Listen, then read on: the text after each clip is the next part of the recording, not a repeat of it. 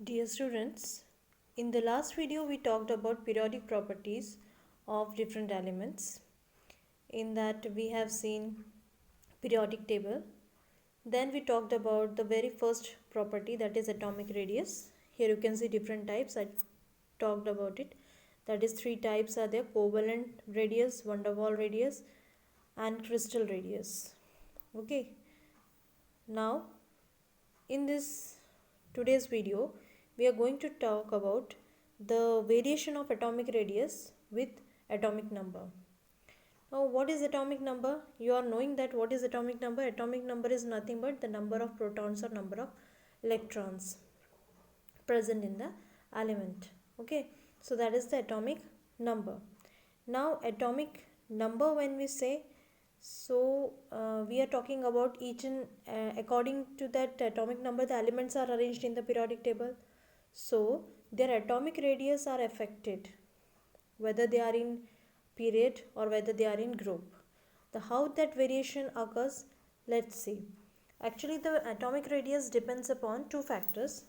First is the number of shells and the second is nuclear charge.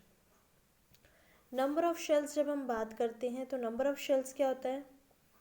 ये suppose nucleus है, ये first shell, second shell, ये जो orbits होते हैं उनको बोलते हैं नंबर ऑफ शेल्स, और उसे हम किससे रिप्रेजेंट करते हैं? एन से, है ना. और न्यूक्लियर चार्ज क्या होता है? इस न्यूक्लियस पे जो चार्ज होता है, न्यूक्लियस किससे बना रहता है? प्रोटॉन और न्यूट्रॉन. प्रोटॉन पे कौन सा चार्ज होता है? प्रोटॉन इज पॉजिटिवली चार्ज और जो न्यूट्रॉन होता है वो न्यूट्रल होता है. इसका मतलब न्यूक्लियस पे टोटल चार्ज कितना हुआ? पॉजिटिव. सो वो जो न्यूक्लियर चार्ज है, the charge on the nucleus, that is the charge on the proton, that is called as the nuclear charge, and number of shells, that is principal shells, are called as number of shells.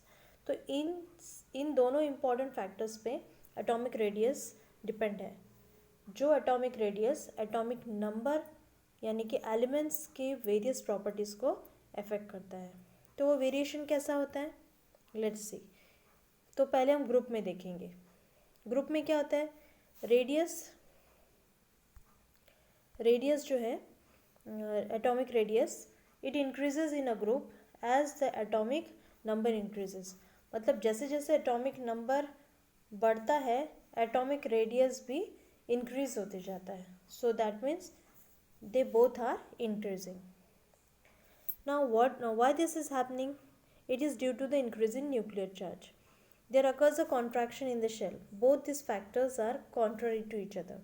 But the effect of adding a shell is so large that it overcomes the decrease due to the increased nuclear charge.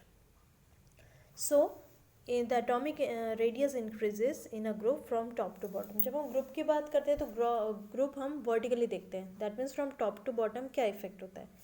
तो यहाँ group में सबसे बड़ी चीज़ होती है कि number of shells जो हैं बढ़ते जाते हैं.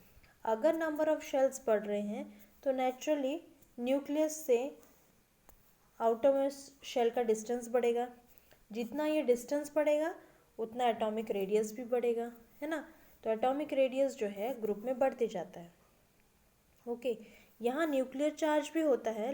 न्यूक्लियर चार्ज का जो इफेक्ट है वो एटॉमिक नंबर जो शेल्स है उनसे कम इफेक्टिव होता है. इसलिए हम ग्रुप में ये देख सकते हैं कि जो एटॉमिक रेडियस है वो बढ़ते जाता है फ्रॉम टॉप टू बॉटम. यहाँ कुछ एग्जांपल्स भी दिए हैं जो मैंने हाईलाइट किया है. That only you have to write in your notebook. Okay, फिर आते हैं एटॉमिक रेडियस का वेरिएशन इन अ पीरियड. जैसे जब हम पीरियोडिक टेबल की बात करते हैं, मैंने पहले ही बताया कि पीरियोडिक जो प्रॉपर्टीज़ है, ये सेकेंड जो चैप्टर है, ये प्योरली एलिमेंट्स की जो वेरियस प्रॉपर्टीज़ है जो पीरियोडिक टेबल में असेंबल हम करते हैं उन्हें, उस पर डिपेंड है. यानी कि ग्रुप और पीरियड्स में उनमें क्या इफेक्ट होता है, कैसे वेरिएशन आते हैं, वो सारी बातें इस चैप्टर में दी गई हैं. ठीक है. तो अब एटॉमिक रेडियस का पीरियड में किस तरह से वेरिएशन आता है. तो in a period the atomic radius decreases. So you have to remember कि जो एटॉमिक रेडियस है ग्रुप में बढ़ता है और पीरियड में क्या होता है? कम होता है, यानी कि डिक्रीज होता है. In the number of shells जो होते हैं इसमें पीरियड में क्या हो रहा है, हम लेफ़्ट टू राइट मतलब one side to other side जा रहे हैं, लेफ़्ट टू राइट जा रहे हैं, तो इसमें क्या हो रहा है, यहाँ नंबर ऑफ़ शेल्स नहीं बढ़ रहे हैं। सो नेचुरली न्यूक्लियर चार्ज जो है वो ज़्यादा इफ़ेक्टिव है। न्यूक्लियर चार्ज ज़्यादा इफ़ेक्टिव होने की वजह से क्या होता है, न्यूक्लियर चार्ज ज़्यादा होने की वजह से जो नंबर ऑफ़ शेल्स है, ये जो नंबर ऑफ़ शेल्स होते हैं, ये जैसे I will just show you, ये नंबर ऑफ़ शेल्स है, ओके, ये न्यूक्लियस है। न्यूक्लियस से यहाँ तक का डिस्टेंस जो है वो है एटॉमिक रेडियस, ओके। अब न्यूक्लियर चार्ज क्या है, ये न्यूक्लियस पे जो चार्ज रहेगा वो, अगर नंबर ऑफ़ शेल्स कम है, यानी कि अगर सपोज़ किसी एलिमेंट के एटम में 2 ही शेल्स है, तो यहाँ से यहाँ तक का जो डिस्टेंस है वो कम रहेगा, यानी कि न्यूक्लियस जो है वो डायरेक्टली उसे अट्रैक्ट करेगा। क्यों? क्योंकि न्यूक्लियस पे प्लस चार्ज है और जो शेल्स हैं उनमें इलेक्ट्रॉन है, इलेक्ट्रॉन पे कौन सा चार्ज है, minus. So plus and minus they are getting attracted.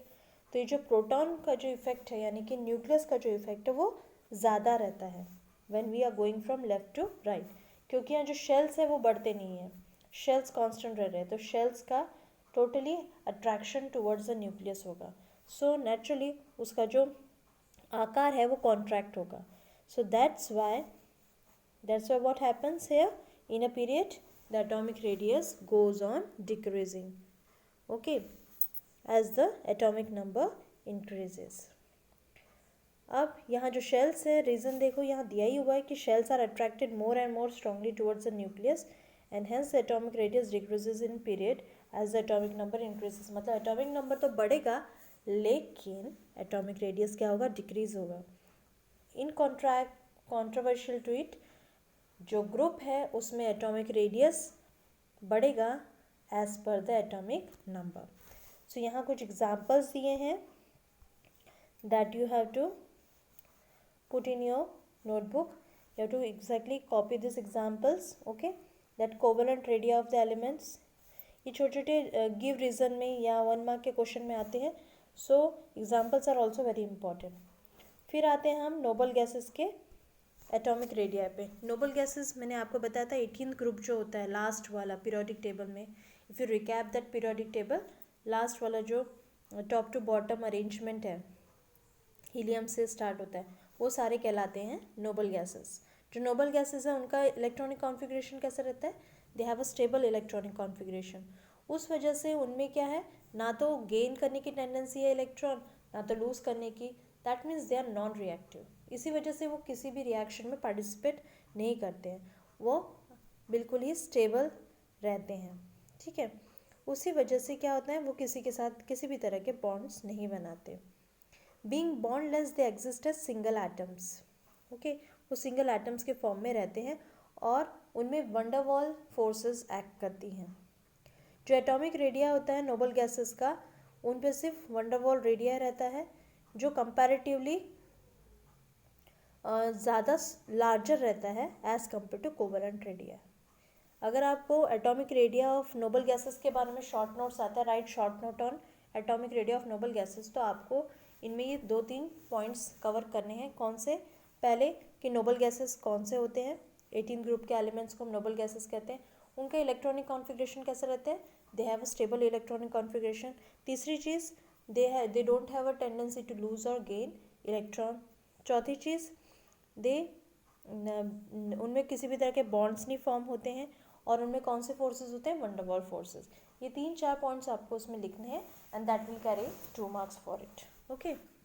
फिर आते हैं एटॉमिक रेडिया के बाद सेकेंड प्रॉपर्टी आती है पीरियोडिक प्रॉपर्टी आयनिक रेडिया।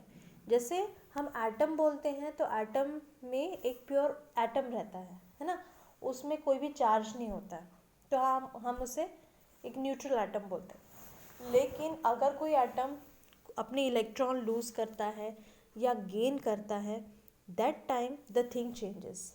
अगर वो लूज़ कर रहा है तो वो कैटायन बन जाता है, अगर वो गेन कर रहा है तो एनायन बन जाता है। लूज़ कर रहा है तो प्लस चार्ज आता है, गेन कर रहा है तो माइनस चार्ज आता है।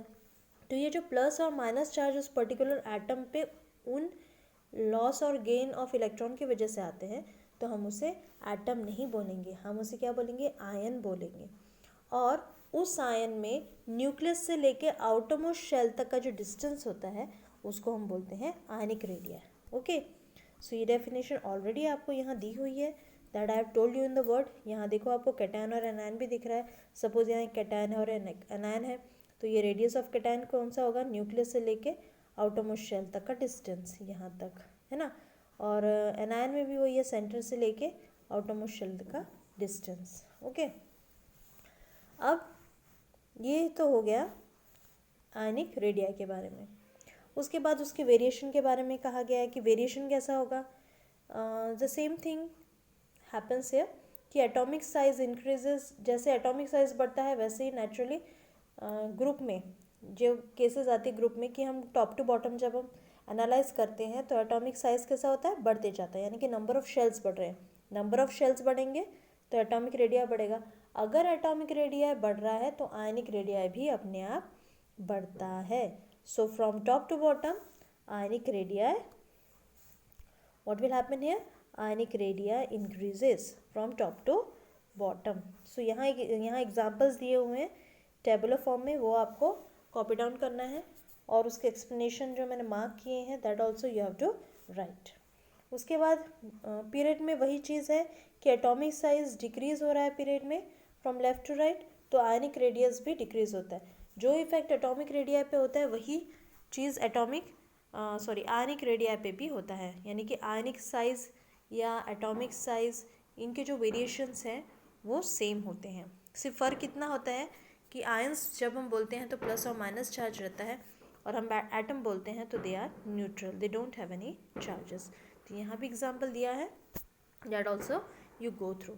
ठीक है, I hope you have understood up to this two properties. Okay, so thank you and have a nice day. In the next video we are going to see the determination of ionic radia. So thank you, have a good day.